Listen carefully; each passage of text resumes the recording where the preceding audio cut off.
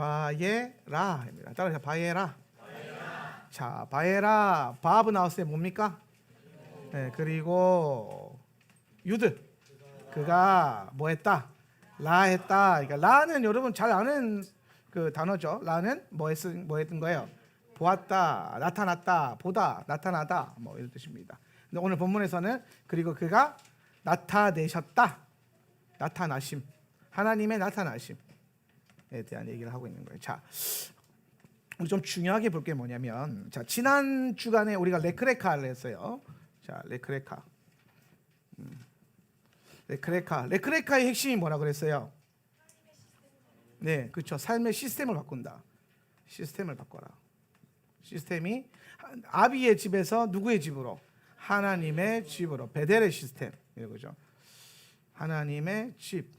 이거를 베델의 시스템이라고 그랬어요. 베델의 시스템. 예.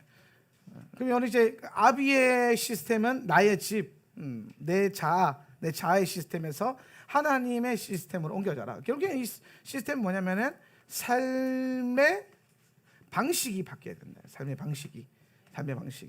그러니까 삶의 방식이 뭐로 바뀌어야 된다는 거예요? 하나님의 말씀인 토라가 기준이 되는 삶으로 바뀌어야 한다. 그거 훈련하기 위해서 하나님께서 아브라함을 뭐예요? 그 가나안 땅을 걷게 하시는 거예요. 그렇죠? 가나안 땅을 주기 위해서 가나안 땅을 걷습니다. 예. 그런데 이 가나안 땅 중에서도 뭘 걸어요? 광야를 걸어요. 예. 광야를 걸어서 뭘 장착해요? 아브라함이 하나님의 시스템을 나의 삶의 시스템으로 받아들이는 것. 자, 똑같아요. 이스라엘 백성들을 하나님께서 가나안 땅 건너가기 하기 전에 어디를 걷게 하셨어요? 광야를 걷게 하셨단 말이에요. 40년 동안. 그럼 광야에서 뭘 배웁니까? 하나님의 시스템, 말씀을 중심으로, 말씀 중심의 삶. 하나님의 말씀이 어떤 영적인 교훈이나 가르침에서 끝나는 것이 아니라 우리의 삶의 방식이 되게 하는 것. 할렐루야. 네. 여기 여러분 중요한 게 뭐냐면 이 하나님의 말씀이 나의 삶의 방식이 되는 그 순간부터 우리는 뭐 하기 시작하냐면은 세상과 부딪히기 시작할 거고 싸우기 시작할 거고, 세상과 부딪히기 전에 가장 먼저 뭐랑 부딪혀요? 나랑 부딪힌단 말이에요. 그죠? 내 자아랑 부딪혀요. 뭐랑 부딪히는 거예요? 나의 자아, 상처, 나카시라 그러죠. 예. 나카시. 나카시. 예. 이게 항상 우리가 이게 문제인데, 예. 나카시가 문제란 말이에요. 나카시. 예. 내 경험, 내가 예전에 해봤는 것, 내 경험, 내 지식, 혹은 나의 과거의 상처. 그러니까 뱀이 물고 있는 것, 뱀이 물고 안 놓고 있는 것을 나카시라고 한단 말이에요. 예. 그럼 여러분 이번 주간에 이 사실 토라 포션의 올해 토라 포션의 핵심은 항상 토라가 마지막 때랑 연결이 돼요.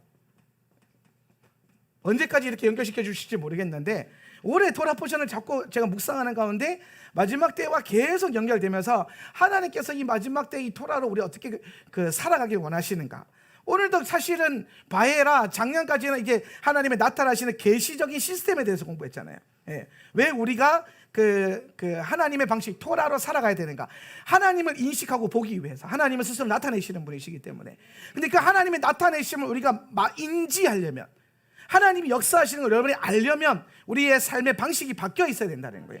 눈이 바뀌어야 된다는 거예요. 눈이 육안으로 보지 않고 뭘로 본다? 영안으로 본다. 그러니까 영적인 눈이 열려야 내 삶 가운데 역사하시는 하나님을 만나게 되는 거예요. 할렐루야. 영적인 눈이 안 열리면 내 삶 가운데 역사하시는 하나님을 우리가 경험할 수가 없죠. 똑같은 삶인데 똑같이 나타나 있는데 어떤 사람은 하나님을 보고 어떤 사람은 하나님을 못 본단 말이에요.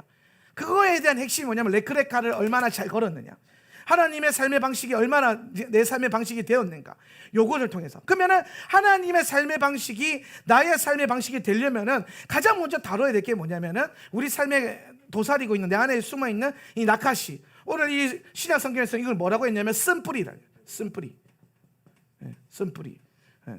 이 쓴뿌리가 다루어져야 하나님께로 내가 그 새 자아를 갖고 나아갈 수 있다는 거예요. 건강한 자아상을 갖고. 오늘 아브라함을 여러분 보면은 이 바에라 주간에, 이번 주간에 우리가 중점적으로 볼 게 뭐냐면은 마지막 때의 라이프 스타일인데요.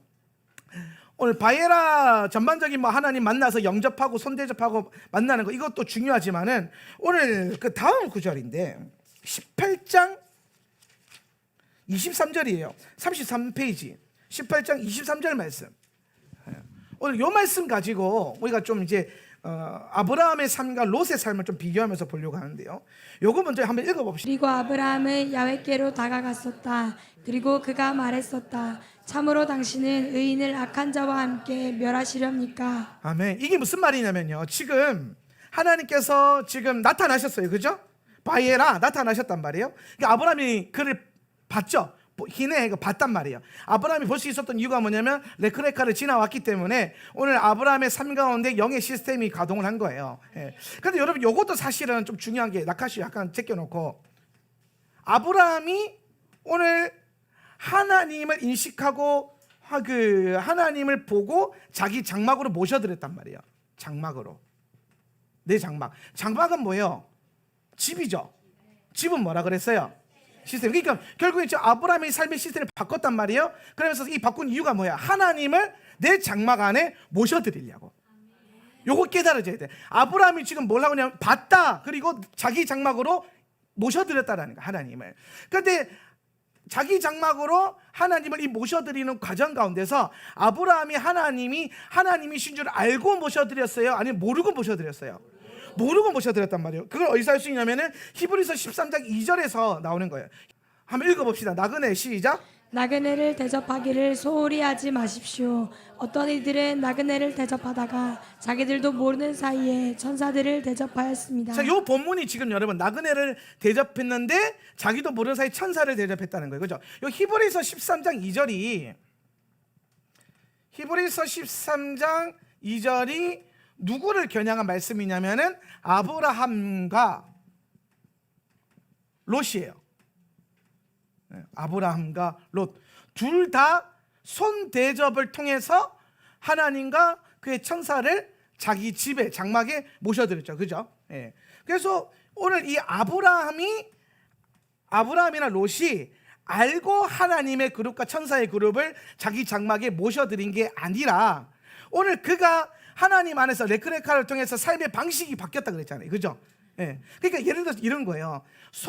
중동 지역에서 손님을 대접한다. 이게 여러분 쉬운 뭐라 그러지? 라이프 스타일이 아니에요. 왜냐하면은 이 황야한 이 벌판 가운데 도적도 있을 수 있고 또 소돔과 고모라 시대 그 시대 가운데 남에게 친절을 베풀고 남을 호의를 베푸는 그 자체가 불법처럼 여겨지고 있는 삶의 문화, 이 풍조가 일어났단 말이에요. 이게 이런 풍조가. 예. 그렇기 때문에 아브라함과 롯처럼 거리에 나그네들이 지나갈 때에 그들을 모셔들여서 대접하고 손대접하는 이 문화가 사실상 토라의 가르침 아니고서는 없다라고도 볼 수 있어요.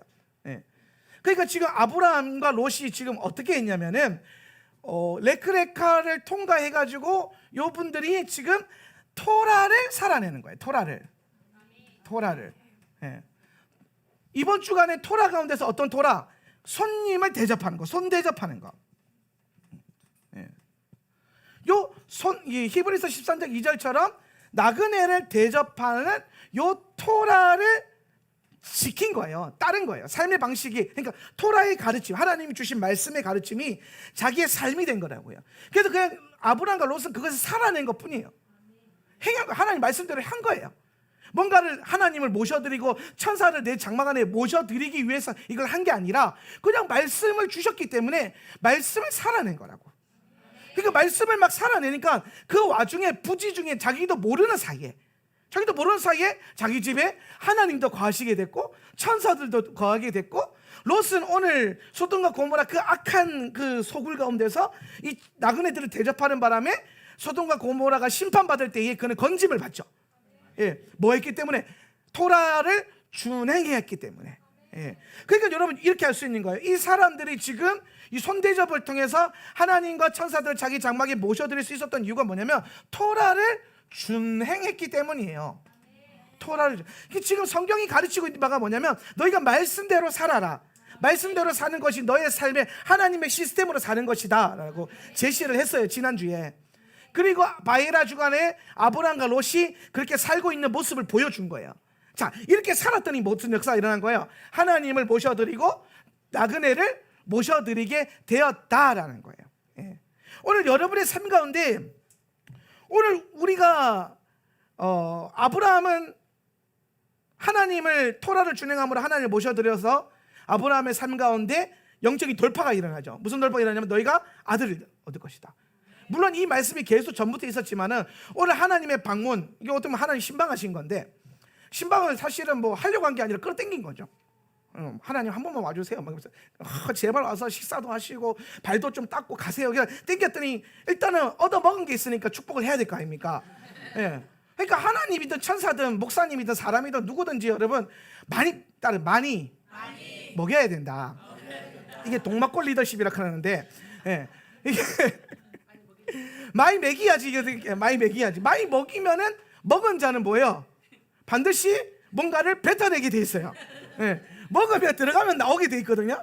그러니까 먹었으니까 뭐 한다? 축복을 한 거야. 그러니까 하나님께서 원래 언약하셨고 예언하셨지만 오늘 아브라함 산 가운데 이 그 예언이 지금 희미해져 가고 있다고요.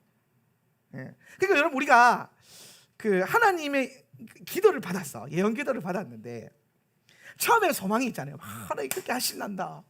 근데 5년 지나고 10년 지나면 그 목사님이 좀 틀린 것 같아 이러면서 왜 안 나타나니까. 거기다가 여러분 5년 10년이 아니라 지금 아브라함이 거의 뭐 할아버지가 되고 사라의 그 경수 그 월경의 통로가 끊어지고 막 이제 완전 뭐가 소망이 사라진 거잖아요. 그죠? 그러면 이제 하나님 주셨던 예언 이런 게 다 뭐예요? 희미해져 가고 의미가 없어지고 막 이제 막 이게 가짜냐 진짜냐 이러면서 논란이 있는 이때에, 그러니까 도저히 하나님 말씀하신 것에 대한 소망이 사라져 있는 그때에 하나님께서 나타나셔서 분명하게 한 번 더 말씀하시는 거예요. 소망을 가져라. 믿음을 가져라. 예. 끊어졌다고 뭐 사라가 더 이상 잉태를 못한다고 그거는 하나님과 상관없는 문제예요. 여러분이 할 수 있고 없고가 중요한 게 아니라 하나님께서 행하시겠느냐 안 행하시겠느냐, 하나님이 하실 거냐 말 거냐, 이게 중점인 거지 여러분이 할 수 있냐 못하냐 이거는 중점이 되어서는 안 된다라는 거예요. 그러니까 하나님 보시는 거예요. 야, 사라가 월경 못하는 게 뭐 어떤데? 예. 야, 아브라함이 늙은 게 뭐가 문제야? 내가 하겠다는데. 할렐루야.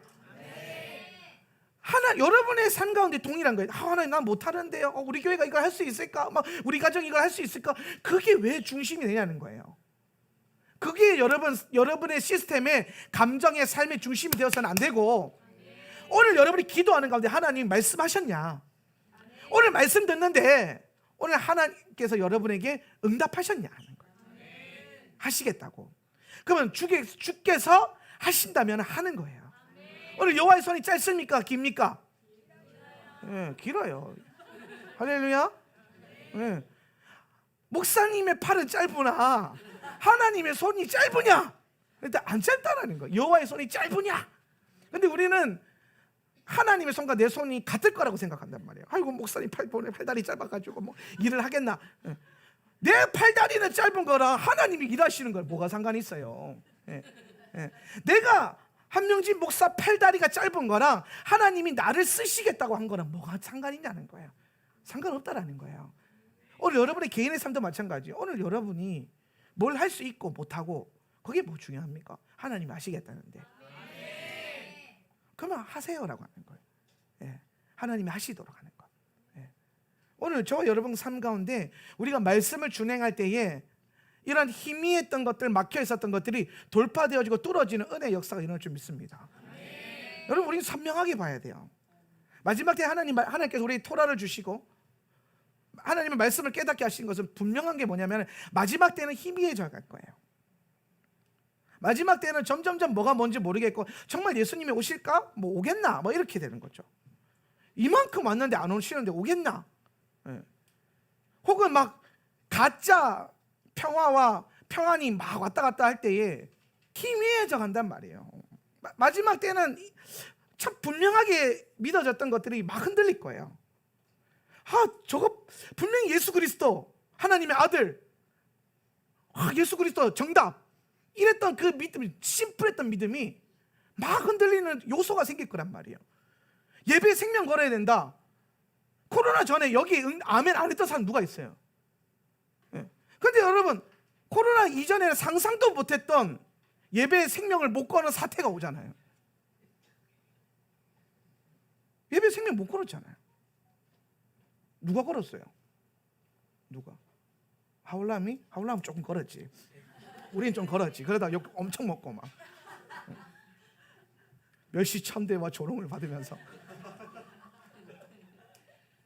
근데 여러분 기억하세요. 코로나가 이렇게 지나가면서 우리가 분명하게 외쳤던 가치가 어느 순간 근데 그래도 되나? 어머, 이 코로나 걸리면 어떡해? 뭐 어떡한데요? 뭐 어떡할 거예요? 예배가 중요하냐 이 말이에요. 뭐가 더 중요해? 꼭 이렇게까지 해야 되나? 이런 생각이 들어온다니까요. 야, 그렇게까지 교회가 모여야 돼? 뭐 이런 생각을 집어넣잖아요. 그러면 교인들도 이제 생각이 바뀌는 거예요. 목사님들도 생각이 바뀌는데, 야, 뭐 이웃에게 칼이 될 건 뭐 그 사랑이 아니고, 하여튼 마음에 안 들어요. 뭐가 분명해지지 않고 있다라는 거예요. 심플했던 게 흔들린다라는 거예요. 단순했었는데, 제가 분명히 그랬잖아요. 지금이야 주를 위해서 생명 드리겠습니다 그랬는데 막상 생명도 아니죠. 생명 비스무리한 거 걸 때가 왔는데 여기서 뒤로 물러가는 사람들 얼마나 많냐는 거예요. 그럼 여러분, 마지막 때가 더 치열해진다면, 환란이 더 거세진다면, 미혹이 더 커진다면, 배도의 흐름이 더 커진다면, 그 가운데서 여러분, 무엇이 여러분의 삶의 기준이 될 거냐는 거예요. 내 눈에 보이는 대로, 내가 판단하는 대로 갔다가는 다 무너지기 일쑤라는 거예요.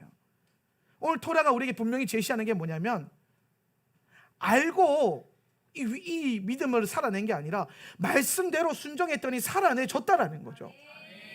네. 오늘 여러분이 오늘 말씀 지켜 행할 때 뭐 대단한 일이 일어날 거야 이거를 품고 아니라 그냥 말씀이 내 라이프 스타일이 됐단 말이에요. 하나님의 말씀이. 그래서 그 말씀을 그냥 살아냈단 말이에요. 그런데 그랬더니 천사가 막 방문하고 기적이 일어나고 하나님이 내 장막 안에 들어왔어요. 여러분의 장막 안에 하나님이 들어가셨어. 와, 대박. 오늘 여러분의 장막 안에 하나님이 역사하시고 집에 들어갔는데 막 아니 거기 계시고 막 시장하시겠다 막 밥 차리라 그러고 막 좋은 연하고 복된 송아지를 잡아다가 막 대접하고 이런 일들이 일어나는 것. 뭐 했기 때문에? 말씀을 살아냈기 때문에. 그냥 우리는 그냥 하나님의 말씀을 살아내는 그 안에서 아브라함은 영적인 돌파를 이뤄내고 롯은 그 심판의 때에 건짐을 받게 되는 은혜를 경험하게 되는 거죠. 참 놀라운 사실은 오늘 성경은 우리에게 이전부터 계속 동일하게 말했어요. 이게 너의 시스템이 돼야 된다. 말씀이 너의 시스템이 돼야 된다. 내일도 그럴 거고요. 1년 후에도 그럴 거고 10년 후에도 하나님 계속 이렇게 말씀하실 거예요. 말씀이 너의 삶이 돼야 된다. 네 시스템이 돼야 된다. 그런데 세상은 계속 그걸 흔들고 희미하게 만들 거라는 거예요. 그래서 여러분 말씀의 허리띠를 꽉 졸라매야 돼요. 진리의 허리띠를 꽉 졸라매야 돼요. 흔들림이 없도록, 타협함이 없도록. 자, 요렇게 가는데 요거 다음이 이제 핵심이요. 요거는 이제 그리고 난 다음에 이제 놀라운 돌파와 축복의 메시지를 받고 이제 하나님이 길을 나서시는데, 나서는 핵심이 뭐냐면은 소돔과 고모라를 뭐 할 것이다? 심판할 것이다 그랬어요. 심판. 내가 심판할 것이다. 소돔과 고모라를 내가 심판할 것이다. 올해는 하나님 계속 토라 포션을 이 종말론적 관점으로 많이 풀어주시는 것 같아요.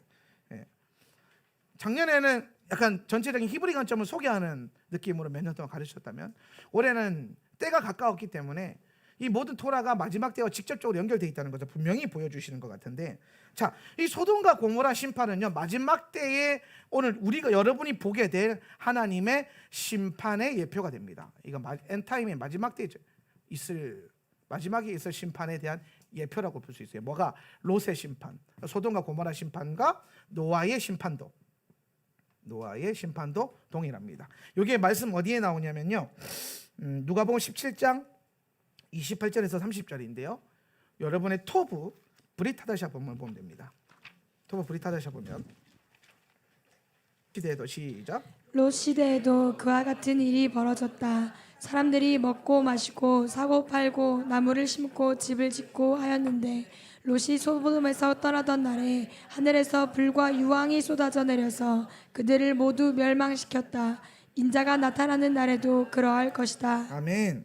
자 보세요. 지금 여러분 이 소돔과 고모라 심판이 마지막 때 인자가 나타나는 날, 예수님이 재림하시기 전에 일어나는 예수 재림하실 때 일어나는 그 심판의 때도 이와 같을 것이다. 그러니까 사람들이 그냥 살아갈 거라는 거예요. 시집도 가고 장가도 가고 먹고 마시고 하면서 사고 팔고 하면서 뭐 나무도 심고 이 말이 뭐냐, 이 땅에 나무를 심었다는 게 뭐예요? 이 땅에 소망을 가졌다는 거예요. 이 땅에 소망을 갖고. 그러니까 여러분 나무는 누구를 위해서 심는 거예요? 다음 세대를 위해서 심는 거예요. 나무는. 예. 오늘 나무는 다음 세대를 위해서 심는데 이 말은 뭐냐면은 이 땅에 다음 소망을 두고 심고 막 이렇게 산다라는 거예요. 근데 예수님께서 이거를 비틀어 버리는 거예요. 너네가 이 땅에서 가치를 두고 다음 세대에 소망을 두고 막 이 땅에 이 땅에 뭔가 소망을 두고 이렇게 살아갈 거지만 인자가 오는 날에 오늘 주님이 오실 때 그 심판의 때에 불과 유황으로 이 땅이 다 덮여질 것이라는 거예요. 우리가 소망 떴던 것들이 다 불타버릴 거라는 거예요. 왜 제가 이 땅의 모든 것들이 허상이고 허망해지는 것이고 무의미하다고 얘기하냐면은 결국에 예수님 오실 때 이 모든 것이 다 불살라 없어질 것이고 불태워질 것이고 오늘 우리가 가져야 될 소망은 이 땅에 있지 않고 새하늘과 새 땅에 있는 거예요. 새 땅, 뉴랜드에 있는 거란 말이에요. 뉴랜드, 새롭게 들어가는 땅에 있는 거예요. 근데 우리는 자꾸 이 땅에 뭔가 붙들고 있단 말이에요. 세상은 자꾸 이 땅에서 우리를 보게끔 만드는 거예요. 주님이 오시는 수많은 사인들이 있는데 이걸 못 보게 만들고 계속 이 땅을 중점으로 살게끔 만드는 시대가 지금 시대라는 거죠. 지금 시대. 예. 그래서 이 마지막 때의 이 롯의 심판, 소돔과 고모라의 심판의 때와 같이 우리가 마주하게 될 것인데, 이때 아브라함이요 어떻게 하냐면은 이 소돔과 고모라의 심판을 보고 아브라함이 하나님 앞으로 나아갑니다. 18장 23절 아까 다시 33페이지 토라포처 33페이지 가가지고 23절에 보면은 그리고 아브라함은 야훼께로 뭐했다? 다가갔었다. 그거 위에 원문 보면요 23절 원문 보면은 뭐라고 돼 있어요? 바이가시 아브라함이라고 돼 있어요. 바이가시 아브라함. 바이가시 뭐예요? 나가시잖아요. 나가시. 바이가시는 뭐냐면 아브라함이 뭐했다? 바이가시했다. 이게 핵심이에요. 아브라함이 하나님 앞으로 나아갔다. 나가시했다라는 거예요. 나가시. 하나님께로 나아갔다라는 거예요. 나가시했다. 아브라함이. 왜 나가시했습니까? 소돔과 고모라의 심판이 오는 것을 막으려고 중보자로 선 거예요. 중보자로 지금 여기 아브라함이 중보자로 섰어요. 근데 아브라함이 하나님께로 나가시 하면서 중보자로 설 수 있었던 이유가 뭐냐면 레크레카를 지나오면서 뭘 다루었습니까? 나카시를 다루었다 그랬죠. 그죠? 오늘 여러분 우리 삶 가운데 하나님의 시스템이 임하려면 가장 먼저 뭐가 발표해야 된다 그랬어요? 나카시가 발표된다는 거예요. 나카시가 발표해야 돼요. 자, 요거를 일단 나카시가 발표했기 때문에 아브라함은 하나님께 나가시 할 수 있어요. 나가시 할 수 있어요. 요게 언제 어느 사건에서 일어났냐면요. 그 아브라함과 롯이 같이 있다가 그 양떼들과 종들이 싸우고 막 그러는 바람에 둘이 나눠지잖아요. 그죠? 흩어지잖아요.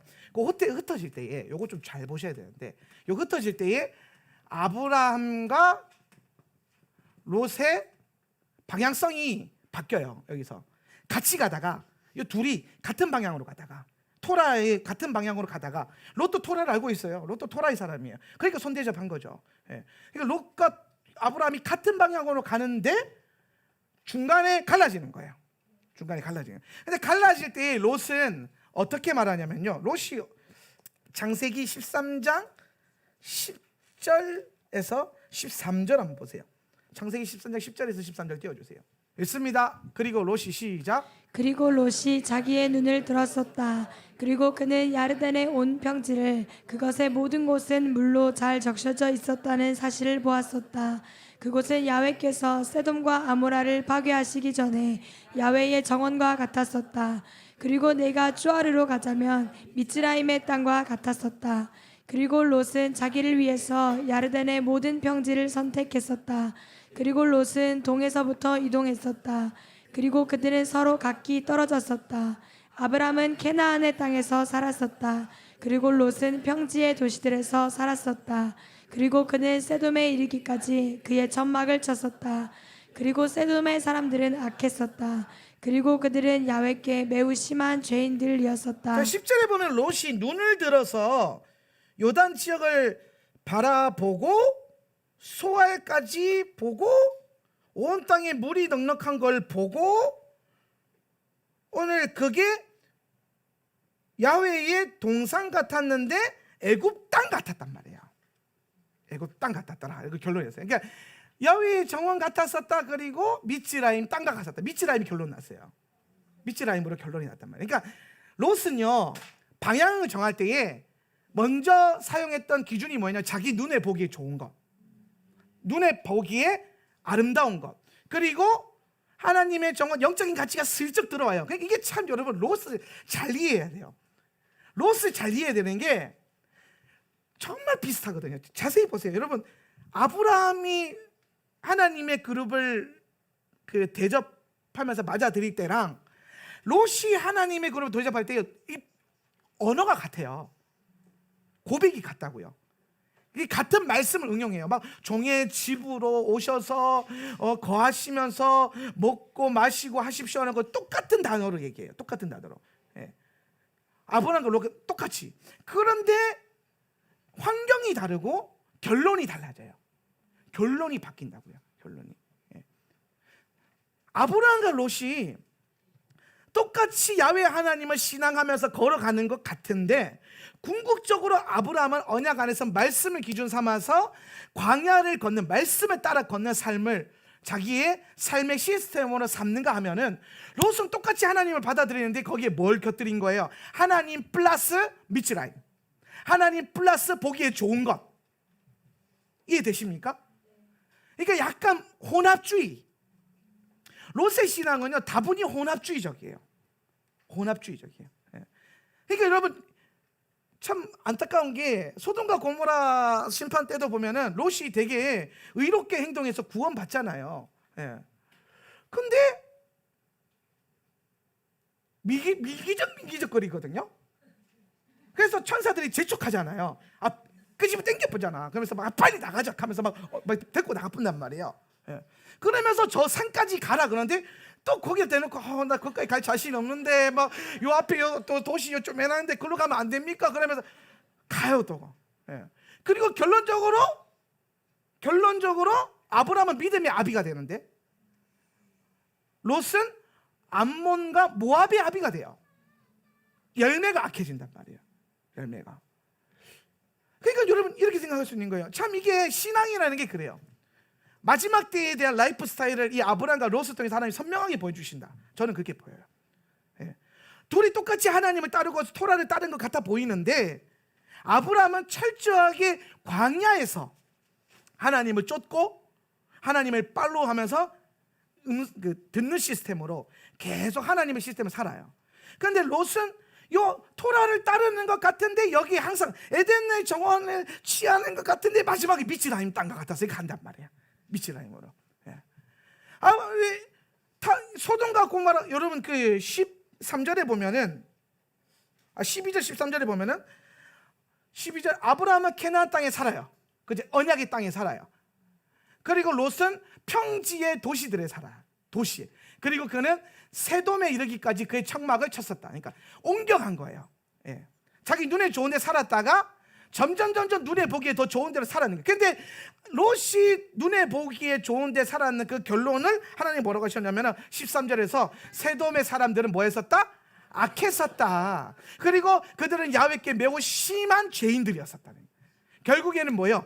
죄인들과 함께 멍에를 매는 세상과 미츠라임이죠. 미츠라임으로 들어가는 하나님을 위해서 광야를 선택하면서 말씀의 기준을 잡고 스스로가 척박한 삶으로 들어가는 인생이 아니라 하나님도 섬기면서 세상 것도 누리고 싶어. 이게 같이 들어오는 거예요. 이게 같이 들어온다니까요. 여러분 롯이 소돔에서 그냥 살았습니까? 아니에요. 지도자 그룹이었어요. 롯이 소돔과 고모라의 유지였단 말이에요. 그걸 어디서 할 수 있냐? 그가 성문 앞에 앉아 있잖아요. 성문 앞에 앉아 있다 손님을 대접하잖아요. 오늘 토라에서 고대 근동에서 성문 앞에 누가 앉았냐면은 그 지역의 재판장이나 귀족이나 시장이나 영주급들, 지도자급들이 그 성문 앞에 앉을 수 있어요. 성문 앞에. 롯이 거기 앉아 있었다는 건 뭐냐면 롯이 그 하나님으로부터 받았던 그 수많은 축복을 가지고 세상에서 꽤나 영향력 있는 능력 있는 삶을 살았을 거다는 거예요. 그런데 결국 그는 그것으로 인해 결론적으로 망하는 인생이 되고, 아브라함은 하나님을 순종해서 계속 광야를 걷다가 결론적으로는 뭐예요? 언약의 아들을 낳고, 롯은 누구를 낳아요? 죄악의 아들을 낳고 암몬과 모압의 아들을 낳는 그런 두 가지의 시스템으로 나누어지게 된다는 것이죠. 롯은 자기 눈에 보기 좋은 거 따라가지 않고 아브라함은 어떻게 살았습니까? 아브라함은 창세기 13장 18절에 보니까, 자, 그리고 아브라함은 있습니다. 시작. 그리고 아브람은 천막을 쳤었다. 그리고 그는 갔었다. 그리고 그는 헤브론에 있는 mam레의 상수리 나무 옆에서 살았었다. 그리고 그는 거기에서 야훼께 제단을 쌓았었다. 롯은 눈에 보기 좋은 것을 따라가고 미치라인 것 같은 땅을 좋아하고 따라갑니다. 근데 아브라함은 어떻게 합니까? 가나안 땅에 머무르고 오늘 거기에 광야에서 장막을 치고 그는 거기서 뭐예요? 하나님께 제단을 쌓았다는 거예요. 결국은 아브라함의 인생의 본질은 뭐냐면은 말씀을 따라가면서 제단을 쌓는 삶을 살았다라는 거예요. 말씀이 자신의 삶의 시스템이 됐고 예배가 삶의 목표가 되고 기준이 되고 중심이 되는, 제단이 중심이 되는, 오늘 여러분 예배의 자리가 삶의 중심이 되는 그런 삶을 살아냈더니 아브라함은 뭐예요? 계속해서 하나님의 도우심 안에서 나아가는 거예요. 오늘 똑같은 일이 일어나지만 아브라함이 이 심판의 때에 아브라함은 중보자의 반열로 나아가지만 롯은 어떻게 됩니까? 심판의 때에 자기 식구 하나 구원하기도 벅차요. 못 살려요. 겨우 두 딸 하나 건져. 마누라 같이 가다가 뒤돌아봐가지고 소금 기둥되고, 아주 비참한 인생으로 결론이 나죠.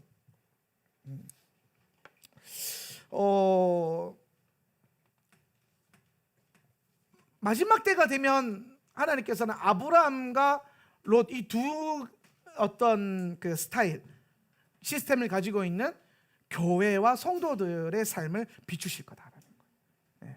근데 똑같이 신앙을 갖고 있는 것 같아 보여요. 근데 뭐가 다르다? 삶의 시스템이, 환경이 다르다는 거예요. 바벨론 속에서 우리가 어떻게 살 것인가?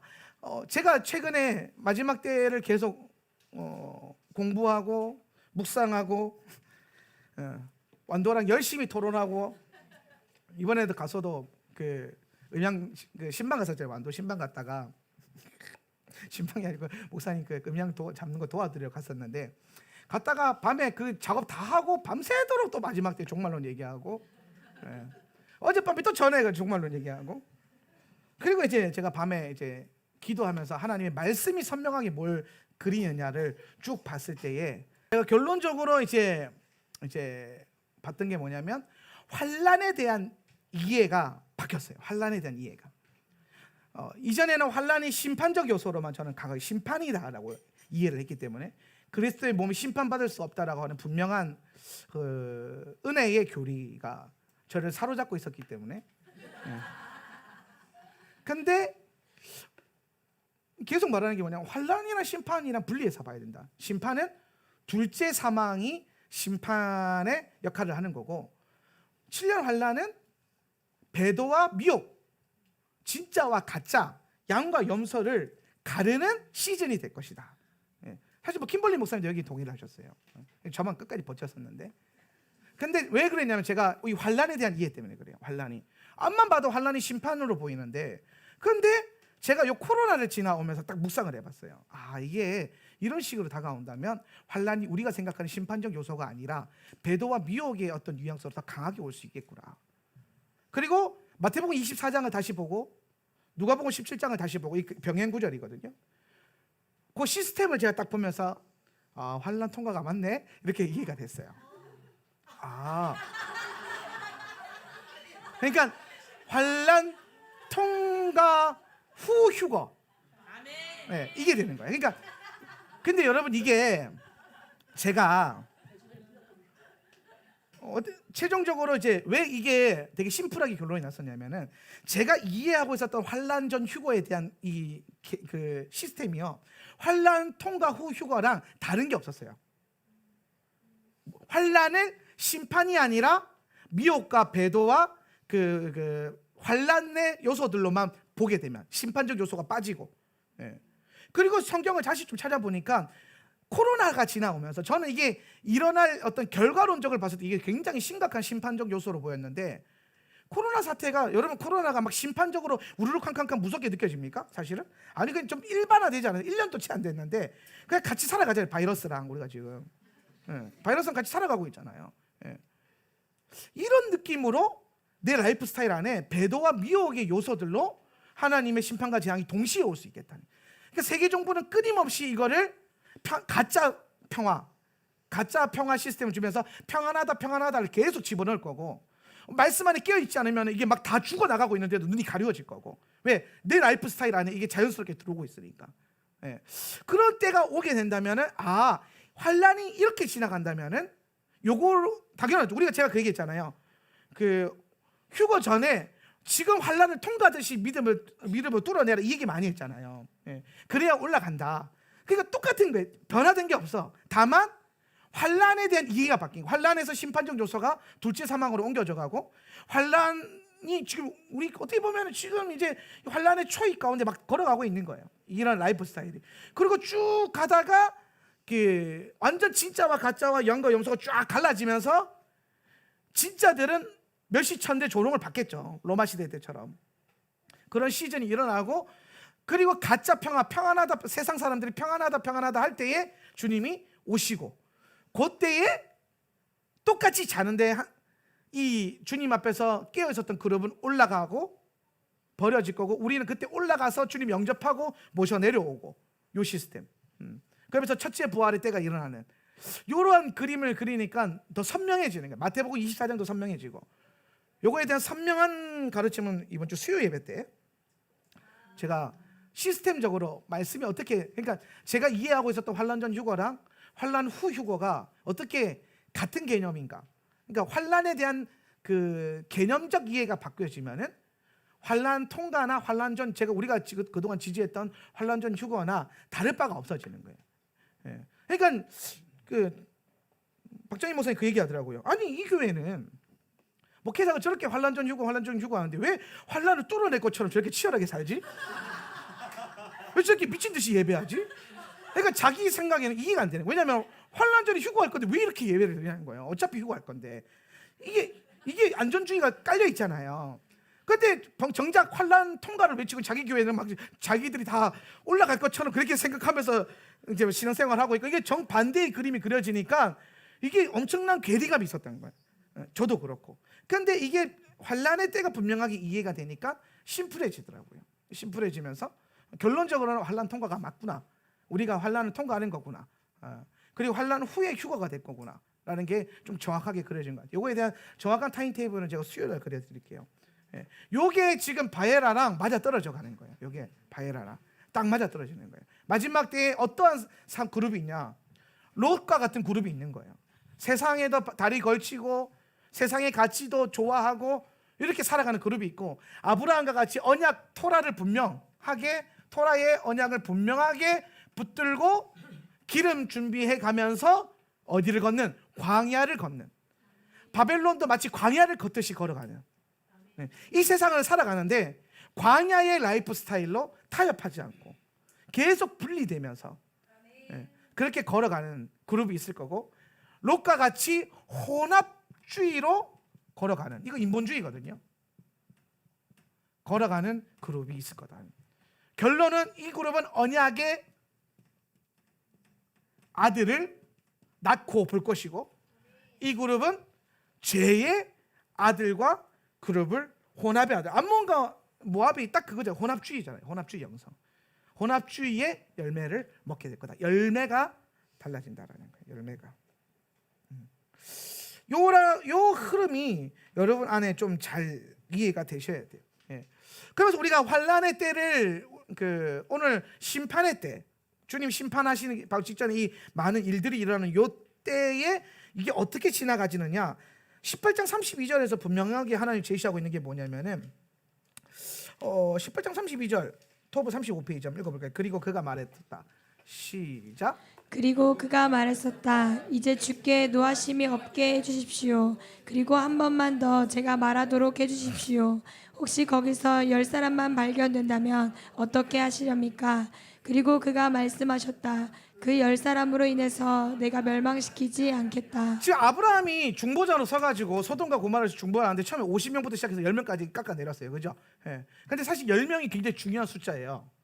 10명이. 요 시스템 요거 물고 C로 갈게요. 여기에서 지금 아브라함이 요 사역을 하고 있는데 여기에서 지금 50명에서 몇 명으로 10명의 의인. 10명의 의인이 있으면은 하나님 심판하시렵니까? 라고 했단 말이에요. 여기서 아브라함이 소돔과 고모라를 향해서 강력하게 중보했던 이유가 뭐예요? 뭐 때문에? 롯 때문에. 롯 때문에. 롯이 여기 살고 있기 때문에. 롯이. 그러니까 여러분 마지막 때 이 아브라함 그룹 안에 있는 성도들은 롯의 그룹에 대한 이게 있을 거란 말이에요. 이 중보하는 마음. 저들이 구원받았으면 보호되어야 하는. 예. 그리고 거기에 소망. 아브라함은 롯이 토라를 따라서 의인으로서 소돔과 고모라에서 살았을 것이라고 기대감을 가져요. 그래서 10명이라고 하는 최소 단위를 하나님께 거기서 딱 끝내요. 10명. 예. 아, 롯이 10명은 전도, 이 말에 쉽게 설명, 10명은 전도했겠지. 예.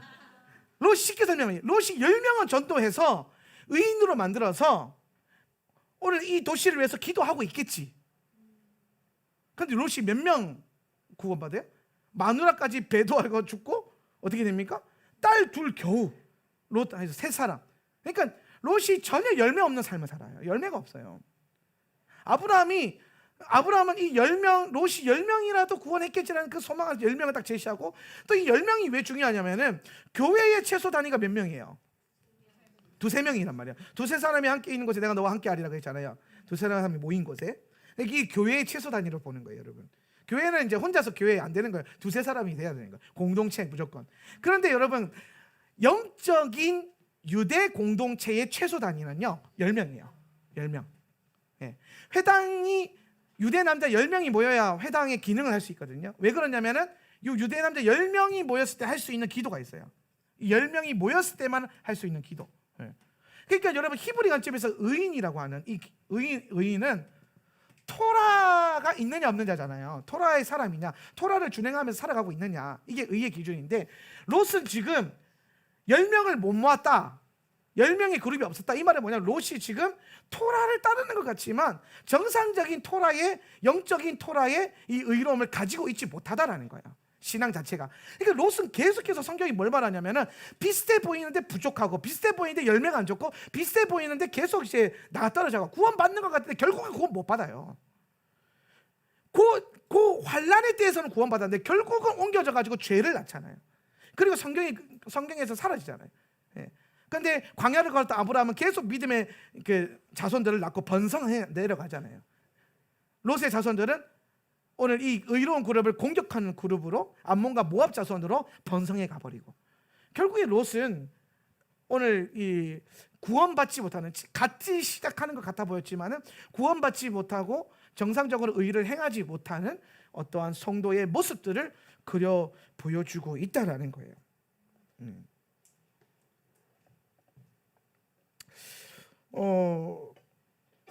롯이 또 그 산으로 이제 동굴에 올라가서 살 때에 딸들이 롯과 함께 이제 죄악된 그 암몬과 모압을 낳을 때에 어떻게 합니까? 술을 먹여가지고 재우잖아요. 재우고 죄를 범하잖아요. 그러니까 이게 뭘 상징하냐면 결국에는 롯이 지금 영적으로 그 무감각해져, 깨어있지 못하는 무감각해져 있는 성도들의 모습을 그려주고 있는 거예요.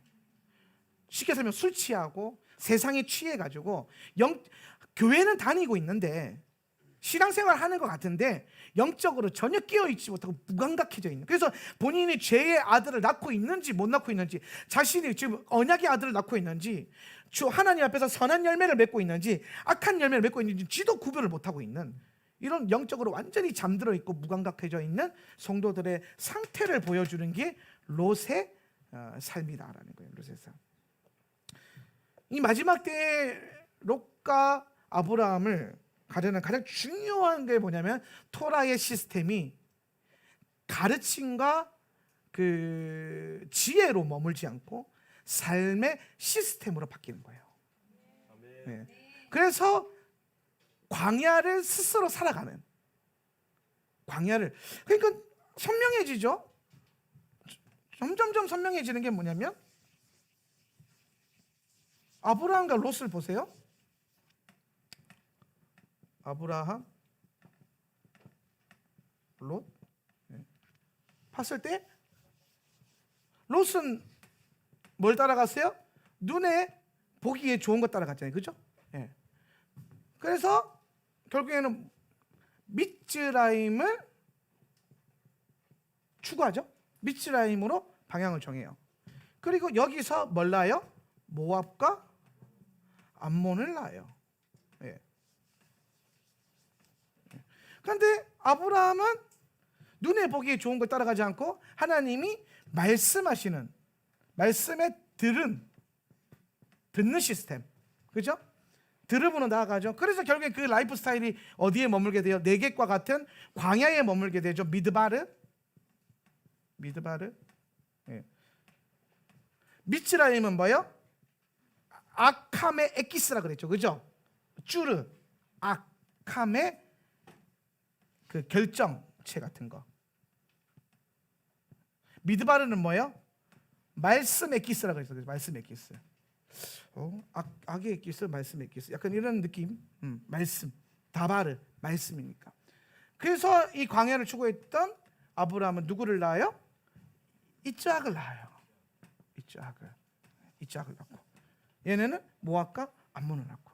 그래서 얘네는 하나님의 나라의 번성을 보고요. 얘네는 하나님의 나라를 대적하는 적그리스도적인 나라의 번영성을 이루어요. 결국은 이 그룹 안에서. 예. 그럼 정말로 쪽으로 본다면 이게 광야로 옮겨져가는 신부의 그룹이 될 것이고, 이게 짐승과 타협하게 되는 짐승의 말과 그 짐승의 그 이적과 기적에 속아 넘어가는 배도하는 교회의 모습들로 그려진다는 거예요. 비슷해 보이는데 계속 달라지는 거예요. 얘는 눈에 보는 거, 얘는 듣고 가고, 얘는 미츠라임 따라가고, 얘는 미드바르 따라가고, 얘는 암몬과 모압을 낳고, 얘는 이삭을 낳고. 그래서 결국에는 하나님 나라의 번성함을 보게 되고, 얘는 적그리스도적인 나라의 번성함의 그 시스템의 중심에 서게 되는 이러한 흐름들이 나오게 된다는 거예요. 정신 차려라. 자, 이해되시죠? 예. 그럼 이게 지금 계속 바예라 주간에 우리 안에 마지막 때 소돔과 고모라와 심판의 때와 같은 이런 흐름 안에서 이런 일들이 일어날 때에 아브라함처럼 이 광야를 걸어가는 라이프 스타일. 결론은 광야가 중요하지 않나라는 생각을 해요. 제가 이전에 바벨론 속의 다니엘 이 얘기 많이 했잖아요. 바벨론 속의 다니엘. 요게 환란의 때가 더 거세지면 불가능해요. 네, 불가능하죠. 다니엘은 주권과 능력을 갖잖아요. 그러니까 롯처럼 그 시스템 안에서 뭐예요? 유지 역할을 하고 리더의 역할을 한단 말이에요. 그런데 결국에는 어떻게 됐습니까? 악한 열매를 맺게 되고, 그 신앙 그 토라 자체가 반 쪼가리밖에 안 되게 되죠. 그래서 결국에는 악한 열매를 맺잖아요. 그러면은 아브라함은 똑같이 갔지만 아브라함은 가나안 땅 이 광야 안에서 분리된 삶의 시스템 안에서 걸어간단 말이에요. 스스로 자원하는 마음으로 이 척박한 광야의 삶을 걸어 들어가거든요. 그래서 아브라함은 결국에는 언약의 열매를 맺죠. 그런 걸 봤을 때에 결국엔 광야가 답이지 않나. 광야의 라이프 스타일이 바벨론 속의 다니엘로 우리 아이들이 서는 것이 핵심이 아니라 엄청난 미츠라임의 미혹과 유혹 가운데서도 스스로 말씀이 자신의 삶의 시스템이 되어 있기 때문에 바벨론을 광야처럼 걷고 그 광야로서의 걸어가는 그 삶을 즐거워할 수 있는 광야의 신부 세대로 세워져야 되는 것이 아닌가. 결론은 우리의 라이프 스타일이 광야로 가는 것이 답이지 않나. 그래서 계시록에도 보면은 이 광야로 옮겨지잖아요. 그 잉태한 처녀들이. 그 광야는 항상 보면 하나님의 보호하심과 말씀의 충만함으로 이끌어가는 장소가 되고, 이 큰 성과 도시 바벨론 시스템은 항상 미혹과 배도의 문제가 있는. 오늘 우리의 라이프 스타일의 그 방향성이 롯과 같이 약간 두 다리 걸치는 혼합주의적인 어떤 영성의 흐름을 철저히 벗어내면서 바벨론을 광야처럼 걷고, 광야를 광야답게 걷고, 그 안에서 하나님 말씀이 기준이 되고 말씀을 따라서 제단을 쌓아가는 인생, 제단 중심으로 쌓아가는 그런 방향성이 하나님 오시기 전에 우리에게 주시는 가장 중요한 라이프 스타일이지 않을까. 결국에 롯은 눈에 보이는 것을 계속 추구하고, 아브라함은 하나님의 언약을 신뢰함으로 걸어갑니다. 지금은 예수님 오시기 전에 마지막 때를 걸어가고 있는 시즌입니다. 우리 스스로가 좀 이제는 결단할 때가 되지 않았나. 애굽의 화려한 어떤 시스템과 세상의 화려한 것들을 우리가 계속 마음에 품고 소망을 두기보단 이 땅에 나무 자꾸 심지 말고 오늘 주님 오시는 것이 우리의 소망이 되고, 오셔서 우리를 데리고 들어갈 그 뉴랜드가 오늘 우리에게 진짜 소망이 되는 은혜가 있었으면 좋겠습니다. 하나님의 말씀이 있기 때문에 말씀을 따라야 되기 때문에 스스로 좀 척박해져야 돼요.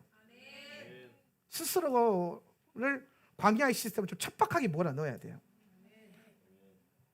그것이 우리의 생명을 지키고 영생을 지키는 광야의 삶이 될 것입니다. 이번 주간 한번 잘 묵상하시면서 여러분 안에 이 라이프 스타일이 좀 잘 새겨졌으면 좋겠어요. 오늘 우리의 삶을 변화시켰던 하나님의 목적은 우리가 아브라함처럼 광야를 걸으며 주님이 이끌어갈 그 새 땅에 들어가는 그 시즌을 기다리는 것, 그것이 여러분의 소망이 되어야 될 것입니다. 이 땅에 나무 심지 맙시다. 오늘 주님과 함께 걸어갈 주님이 여러분의 소망이 되게 하십시오. 기도하겠습니다. 오늘 말씀 생각하면서 기도할 때에 하나님, 오늘 우리 안에 이 마지막 때에 대한 분명한 소망과 비전을 허락하시니 감사합니다. 이 비전이 나의 삶의 비전이 되고 내 삶의 시스템이 되게 하여 주십시오. 타협하지 않고 혼합되어지지 않고 오늘 주의 말씀을 순전히 따라 살아가는 오늘 우리 하울라 세터처치 토라의 의인들이 되는 은혜가 있게 하여 주시옵소서. 우리 다 같이 한번 결단하며 기도하겠습니다. 주여, 예 하나님 그렇습니다. 주님, 이 시간 주의 말씀으로 우리가 주님을 붙들며 나아가게 하여 주시옵소서. 아버지, 마지막 때에 미혹과 배도의 시기가 올 때 토라의 빛, 토라의 기준, 그 기준을 온전히 붙들고 나아가게 하여 주십시오. 지혜와 가르침에서 아버지 넘어서 주여 삶의 시스템으로 살아내게 하여 주십시오. 토라가 삶이 될지어다, 말씀이 삶의 시스템이 될지어다. 우리 그렇게 되게 해달라고 이 시간 다시 한번 기도합시다. 주님, 우리가 하늘에 소망을 두겠습니다. 아버지, 썩어질 이 땅이 아닌 주님께서 예비하신 새 하늘과 그 새 땅을 바라보며 나아가게 하여 주십시오. 우리 눈에 보이기에 좋은 것이 아니라 하나님께서 말씀하신 그것이 좋은 것임을 알게 하십시오. 선택하게 하십시오. 기꺼이 그 길로 나아가게 하여 주십시오.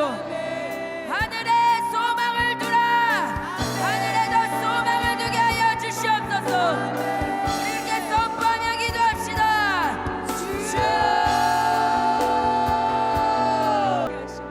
주님, 우리가 이 마지막 때에 주의 언약을 기억하게 하십시오. 주님의 언약이 기억나게 하십시오. 주의 언약의 그 열매들을 보게 하여 주십시오. 주님은 반드시 그 약속을 이루십니다. 주님은 그 약속을 이루시기에 열심을 다하십니다. 우리 또한 이 마지막 때에 그 약속을 믿으며 주님을 신뢰하며 그 믿음의 여정을 나아가게 하여 주시옵소서. 그 언약과 약속을 신뢰하며 다시 한번 기도하며 나아갑시다.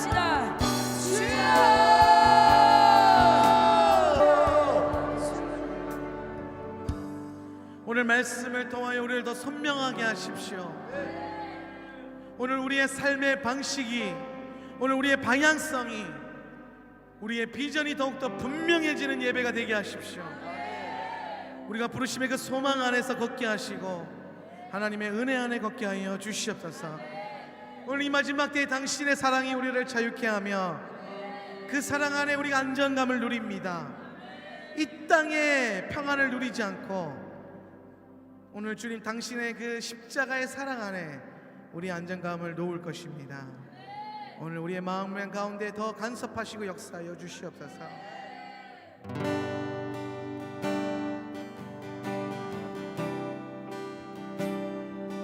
바다 같은 주의 사랑 내 맘속에 넘치네. 생명의 주를 위해 보혈을 흘려주셨네. 바다 같은 주의 사랑 내 맘속에 넘치네. 생명의 주를 위해 보혈을 흘려주셨네. 영원하신 주의 사랑 어찌 우리 잊으리. 생명 주신 주님만을 영원히 찬양하리. 주목박힌 언덕 위에 생명의 문 열렸네. 깊고 넓은 은혜의 새 강과 같이 흐르고 하나님의 자비하신 이 땅 위에 넘치네. 영광의 왕 주님 예수 세상 죄 구속했네.